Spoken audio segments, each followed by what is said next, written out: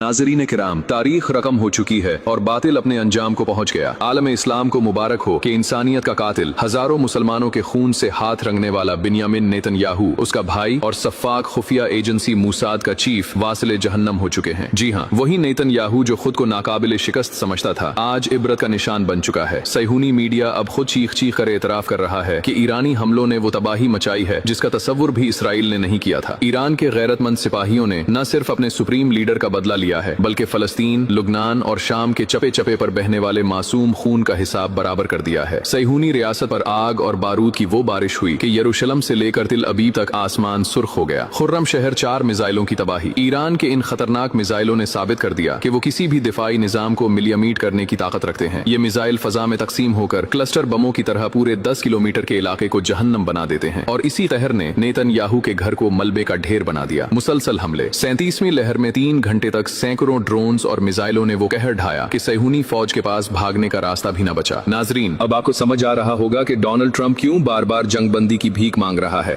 America की नाम Nehad super power की हकीकत दुनिया के सामने नंगी हो चुकी है। ट्रंप अब एक ऐसी जंग में फंस चुका है जहां उसे अपना इक़्तिदार डूबता हुआ नजर आ रहा है। खुद अमेरिकी इंतजामिया और अपोजिशन अब ट्रंप को ज़हनी तौर पर मफलूज करार दे रही है। ट्रंप के वो तमाम झूठे दावे जिनमें उसने ईरानी एटमी प्रोग्राम को नुकसान पहुंचाने की बात की थी, ईरान ने अपनी वीडियोज जारी करके खाक में मिला दिए हैं। सैहूनी रियासत में इस वक्त मुकम्मल ब्लैकआउट है। मीडिया पर पाबंदी है, लाशें छुपाई जा रही हैं और दुनिया से अपनी जिल्लत आमेज शिकस्त को छुपाने की नाकाम कोशिश की जा रही है। लेकिन सच्चाई दब नहीं सकती। फलस्तीन और लिबनान की गलियों में जश्न का समा है, क्योंकि आज जालिम अपने मंतकी अंजाम को पहुंच गया। आज पूरी दुनिया ईरान को एक हकीकी सुपर पावर तस्लीम कर रही है। वो लोग जो फिरौन बनकर इस्लाम को मिटाने निकले थे, आज खुद मिट चुके हैं। ईरान ये जंग अखलाकी, फौजी और नजरियाती तौर पर जीत चुका है। हक आ गया और बातिल मिट गया। बेशक बातिल मिटने ही वाला है। आपसे गुजारिश है, इस हक की आवाज को दबने न दें। इस वीडियो को ज्यादा से ज्यादा शेयर करें ताकि दुनिया को मालूम हो सके कि मुसलमानों के दुश्मनों का अंजाम क्या होता है। ईरानी जमीन में छुपी सुरंगों का जाल क्या है? ऐसी महारत के अमेरिका भी हैरान रह गया। नाज़रीन, 4 दिसंबर 2011 का अहम दिन था। ईरान के इलाके हमशार में एक ड्रोन मार गिराया गया जो कि RQ-170 सेंटिनल था। यह उस वक्त अमेरिका का जदीद तरीन ड्रोन माना जाता था। ईरान ने फौरन इस ड्रोन की वीडियो जारी कर दी और अमेरिका को मानना पड़ा कि यह ड्रोन उसी का है। अमेरिका ने यह ड्रोन ईरान से वापस मांगा, मगर ईरान ने साफ इनकार कर दिया। फिर ईरान ने कुछ ऐसा किया कि सब हैरान रह गए। ईरान ने इस ड्रोन का तजिया शुरू किया, इस पर काम किया और 3 नए ड्रोन बना लिए। एक ड्रोन का नाम शाहिद 171 रखा, जो अमेरिका के ड्रोन की एन कॉपी थी। दूसरा शाहिद 191 और तीसरा शाहिद 1336 था। शाहिद 1336 एक ऐसा खतरनाक ड्रोन है जिसकी वजह से अमेरिका और इसराइल आजकल खासे परेशान नजर आते हैं। ईरान जो कई दहाइयों से पाबंदियों और दबाव का शिकार रहा, इसने अमेरिका की टेक्नोलॉजी का मुतालिया करके अपने ड्रोन तैयार कर लिए। यहां तक कि अमेरिका ने भी ईरान के शाहिद 1336 ड्रोन को देखकर एक नया ड्रोन बनाया जिसका नाम लुकास रखा गया। अब जरा सोचिए कि ईरान ने अमेरिका को अपनी ही टेक्नोलॉजी की कॉपी करने पर मजबूर कर दिया। ईरान के पास अब मिसाइल्स और ड्रोन्स की एक बड़ी फौज है। कहा जाता है कि ईरान के पास कई किलोमीटर लंबी सुरंगें मौजूद हैं जिनमें मिसाइल छुपे हुए हैं। ईरान ने ये सुरंगें 1984 में बनाना शुरू की थी और इनको मिसाइल सिटीज भी कहा जाता है। 1985 में ईरान ने चीन, लीबिया और दीगर ममालिक से मिसाइल टेक्नोलॉजी के लिए मदद ली। 1987 में शुमाली कोरिया ने भी ईरान को बैलिस्टिक मिसाइल फराहम किए। यानी ईरान ने इस हालिया जंग की तैयारी बहुत पहले से ही कर रखी थी। अमेरिका अब इन मिसाइल सुरंगों को निशाना बनाने की कोशिश कर रहा है और शायद कुछ सुरंगों की लोकेशन भी जानता है, लेकिन पहाड़ों के बीच बनाई गई ये सुरंगें इतनी आसानी से निशाना नहीं बन सकती।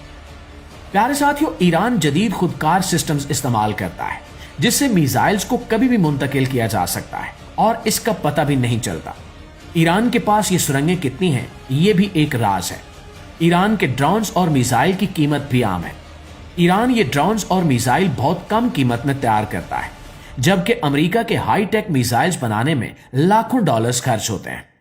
ईरान जानता है कि अगर वो मुसलसल मिसाइल्स और ड्रोन्स इसराइल तक पहुंचाता रहा तो अमेरिका के पास इनको रोकने के लिए वसाइल खत्म हो जाएंगे। लेकिन ईरान के लिए भी ये काम आसान नहीं है। इसराइल तक ड्रोन्स और मिसाइल्स भेजने में कई मुश्किलात हैं। अमेरिका की फिजाइया पहले से खबरदार कर सकती है, फिर इराक में मौजूद अमेरिकी फौज भी इन्हें गिरवा सकती है। अगर ये सरहद पार कर भी गए तो इसराइल शाम और उर्दन तक पहुंचने से पहले इनको रोक सकता है। यानी ईरान के लिए इसराइल तक मिसाइल भेजना आसान नहीं है।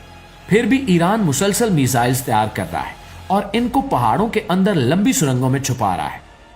ईरान के पास बिलाशुबा बेशुमार ऐसी सुरंगें हैं जो इसे इलाके में एक मजबूत ताकत बनाती हैं।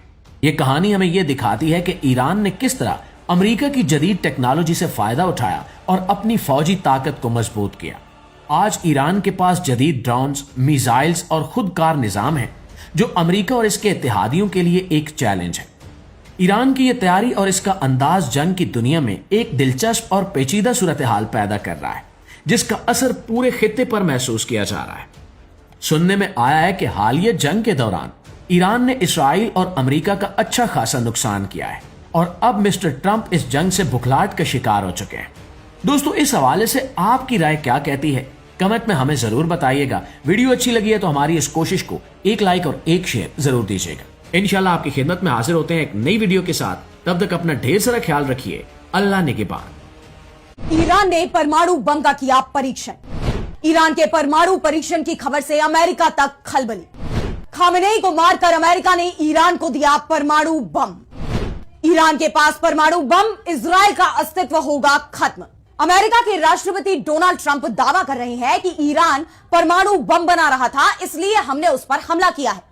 इससे पहले वो बोल रहे थे कि ईरान अमेरिका पर हमला करने की तैयारी कर रहा था, इसलिए हमें उस पर हमला करना पड़ा।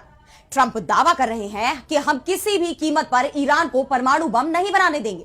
वैसे अमेरिका और ईरान के बीच जो जंग शुरू हुई है उससे पहले अमेरिका की खुफिया एजेंसी ने दावा किया था कि ईरान कभी भी परमाणु बम बना सकता है।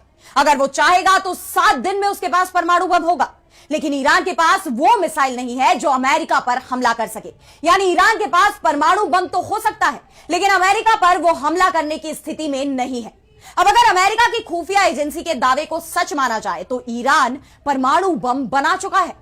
और अब जब मिडिल ईस्ट में जंग चल रही है उस बीच अचानक ही ईरान की धरती हिली है तो दावे ये किए जा रहे हैं कि ईरान ने परमाणु बम का परीक्षण किया है। और इसी खबर पर आज हम अपनी स्पेशल रिपोर्ट में करेंगे बात। नमस्कार, मैं आराधना। तो शुरू करते हैं हमारी एक खास रिपोर्ट और बात करते हैं कि क्या ईरान ने परमाणु बम का परीक्षण किया है।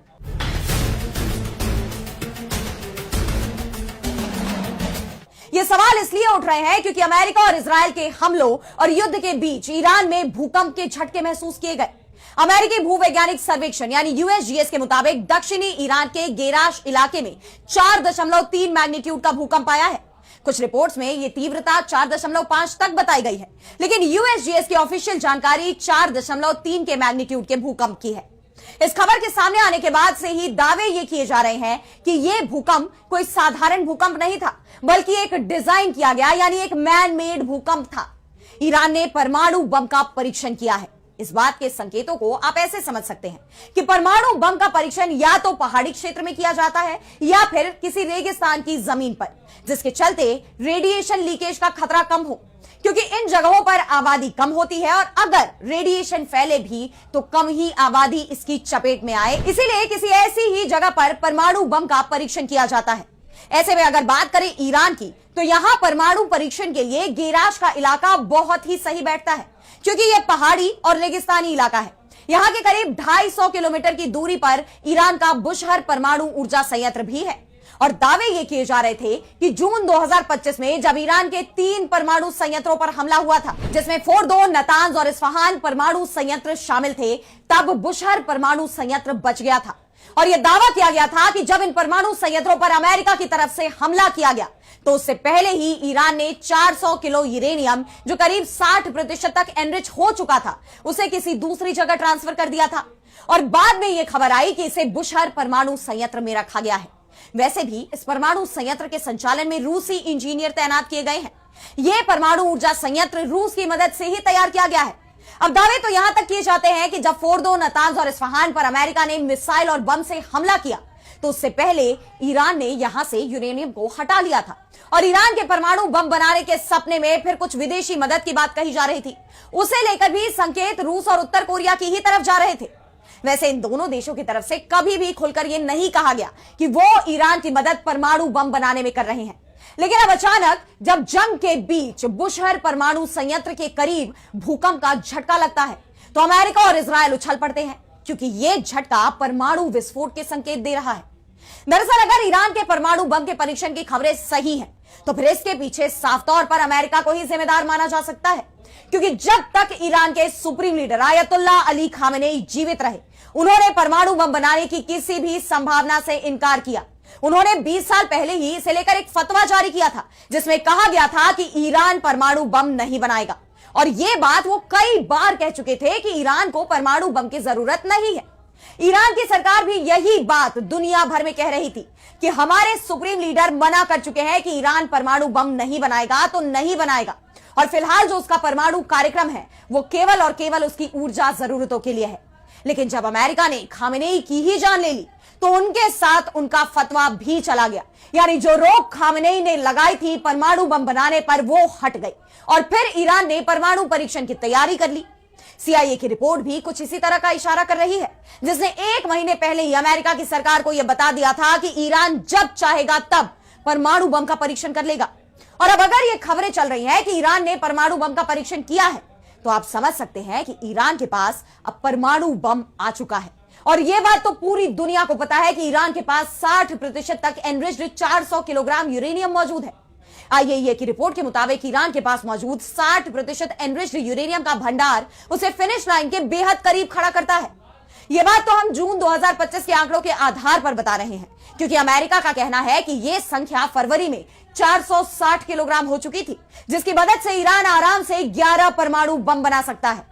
अब अगर एक बम का भी उसने परीक्षण किया है तो फिर उसके पास कम से कम 10 परमाणु बम इस वक्त मौजूद हो सकते हैं। फिलहाल ईरान ने अभी तक इस बात का दावा नहीं किया है कि उसने परमाणु बम का परीक्षण किया है, और अगर वो ऐसा दावा करता है तो फिर अमेरिकी राष्ट्रपति डोनाल्ड ट्रंप को यह बात कहने का मौका मिल जाएगा कि हमारी आशंका सच थी, हमने जो आरोप लगाए, जो दावे किए और जिसके बाद हमला किया, वो सब कुछ सच था। ट्रंप तो लगातार कह रहे हैं कि ईरान को परमाणु बम बनाने से रोकने के लिए ही हमने हमला किया है।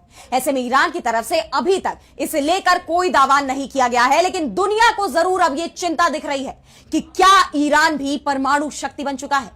और अगर ऐसा है तो यह जंग अब थमने वाली नहीं है। अगर ईरान के पास अब परमाणु बम आ गया है जिसे लेकर दावे किए जा रहे हैं, तो फिर यह तय है कि वो इसका इस्तेमाल जल्दी नहीं करेगा, क्योंकि अभी तो जंग शुरू हुई है, और जैसे जैसे ये आगे बढ़ती जाएगी वैसे वैसे अमेरिका और इजरायल कमजोर पड़ने शुरू हो जाएंगे। संभावना तो इस बात की है कि ईरान को अपने परमाणु बम का इस्तेमाल भी न करना पड़े, और वो परंपरागत हथियारों के दम पर ही, खासतौर पर अपनी ड्रोन शक्ति के दम पर इस जंग का पासा पलट दे। लेकिन अगर ऐसा नहीं होता है और जंग आगे बढ़ने पर अमेरिका और इजरायल का साथ देने के लिए खाड़ी के दूसरे देश भी शामिल हो जाते हैं, जिसके चलते ईरान को अपनी हार दिखाई देती है, तो वो अपने परमाणु हथियारों का इस्तेमाल भी कर सकता है, और तब तक अमेरिका और इजरायल के पास ईरान की मिसाइलों को इंटरसेप्ट करने की ताकत भी खत्म हो जाएगी, और ईरान की परमाणु मिसाइल आसानी से इजरायल तक पहुंच पाएगी। ऐसे में फिलहाल अगर ईरान ने परमाणु बम का परीक्षण कर भी लिया हो तो भी वो इसकी दावेदारी नहीं करेगा, लेकिन जिस तरह से ईरान में 4.3 की तीव्रता के भूकंप के झटके महसूस किए गए, वो परमाणु संयंत्र से कुछ ही किलोमीटर की दूरी पर है। उसके बाद सवाल उठने लगे हैं कि क्या ईरान अब परमाणु शक्ति बन गया है, जो अमेरिका और इजरायल के लिए घातक होने वाला है। ईरान में आए भूकंप ने सवाल तो पैदा कर दिए, क्योंकि रिक्टर स्केल पर 4.3 की जो तीव्रता दर्ज की गई है, लगभग इतनी ही तीव्रता का भूकंप तब आता है जब किसी परमाणु बम का परीक्षण किया जाता है। इसलिए सवाल खड़े हो रहे हैं। इसे लेकर सबसे ज्यादा चिंता इस वक्त इजरायल के ही अंदर दिख रही है। वैसे इजरायल के बारे में भी कहा जाता है कि उसके पास भी परमाणु बम है, लेकिन उसने भी इस बात को स्वीकार नहीं किया है। वहीं दूसरी तरफ अमेरिका तो इजरायल का आंख बंद कर समर्थन करता है। उससे इस बात से कोई फर्क नहीं पड़ता कि इजरायल के पास परमाणु बम है या नहीं, लेकिन अगर ईरान ने परमाणु बम बना लिया है तो यह अमेरिका और इजरायल के लिए घातक साबित हो सकता है। फिलहाल आज स्पेशल रिपोर्ट में इतना ही। में सब एक दूसरे का साथ दे रहे हैं, क्या किम जोंग भी जंग में उतरने वाले हैं, अपनी ताकत दिखा रहे हैं।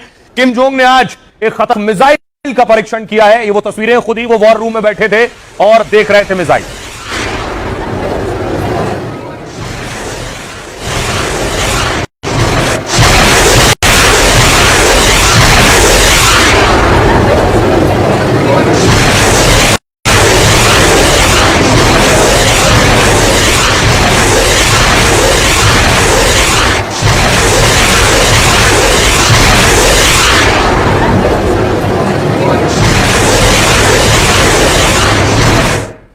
अब देखिए किम जोंग ने कब क्या कर दें कोई नहीं जानता। एक और इजराइल, अमेरिका और ईरान के बीच जंग चल रही है, दूसरी ओर अमेरिका और साउथ कोरिया सैन्य अभ्यास कर रहे हैं। इधर उत्तर कोरिया ने नेवी की स्ट्रैटेजिक क्रूज मिसाइल की टेस्टिंग की।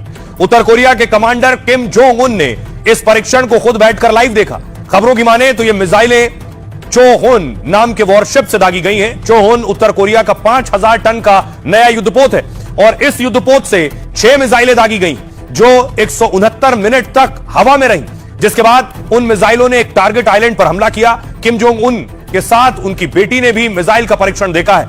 किम की 13 साल की बेटी को उनका उत्तराधिकारी माना जाता है। परीक्षण का उद्देश्य युद्ध के समय कमांड सिस्टम की जांच करना और उत्तर कोरिया की परमाणु ताकत का प्रदर्शन करना था। इस परीक्षण के बाद यह सवाल उठ रहे हैं कि क्या किम जंग में उतरेंगे। दरअसल नॉर्थ कोरिया ने ईरान के नए सुप्रीम लीडर का समर्थन किया और कहा कि ईरान की जनता को सर्वोच्च नेता चुनने का पूरा अधिकार है। उत्तर कोरिया ने अमेरिका और इजराइल पर निशाना साधा और कहा कि उनके कदमों से दुनिया में अस्थिरता बढ़ रही है।